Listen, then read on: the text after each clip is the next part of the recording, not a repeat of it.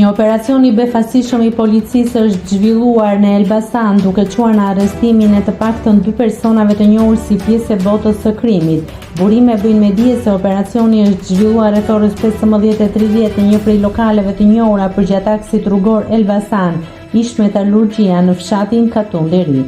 Forcat e rendit, të mbështetur nga forcat e tjera policore, kanë ndërmarrë një aksion të mirë organizuar duke rrethuar fillimisht të gjithë zonën përreth lokalit, përpara se të ndërhynin brenda në ambientet e restorantit, ku dyshoi se ndodheshin eksponentët kriminal. Informacionet e marra në rrugë operative çuan në ndërhyrjen e menjëhershme të forcave speciale, të cilat kanë neutralizuar dhe arrestuar disa persona të dyshuar.